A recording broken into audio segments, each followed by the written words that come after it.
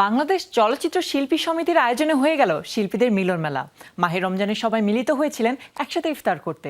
দীর্ঘদিন পর নবীন প্রবীণ শিল্পীরা মিলে মেতে ওঠেন আড্ডায়। রাজধানীর একটি কনভেনশন সেন্টার, আগত বাংলা চলচ্চিত্রের পরিচিত সব মুখ। উপলক্ষ রমজানে একটা দিন ইফতারে মিলিত হওয়া। ব্যস্ত জীবনে কিছুটা অবসর পেয়ে মেতে ওঠেন সবাই আড্ডা গল্পে। এসেছিলেন প্রবীণ অনেক শিল্পী। সবার সাথে দেখা হয়ে অনেক ভালো লাগছে।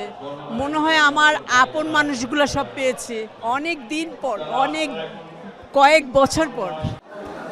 ছিলেন এ প্রজন্মের অনন্ত জলিল থেকে ইয়ামিন হক, ববি।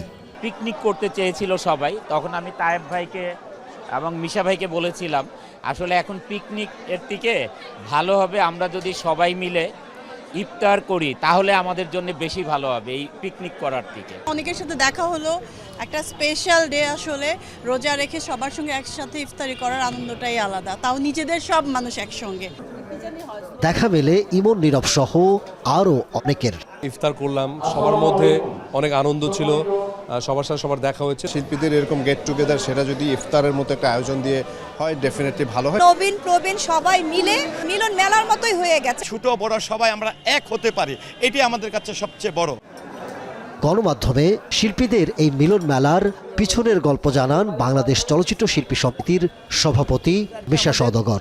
দুইটা জিনিস, একটা হলো সবাই একটা মিলন মেলা, আর সেটা একটা পিকনিকের মাধ্যমে করি, আর একটা ইফতারের মাধ্যমে করি। এটা আমাদের সিনিয়ররা করে এসছে, আমরা এটা করার চেষ্টা করতেছি।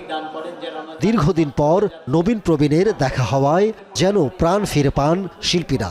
সবাই মিলে এক সন্ধ্যায় মিলিত হয়ে সাক্ষী হন সুন্দর সময়ের। Ahmed Tauquir, showbiz tonight.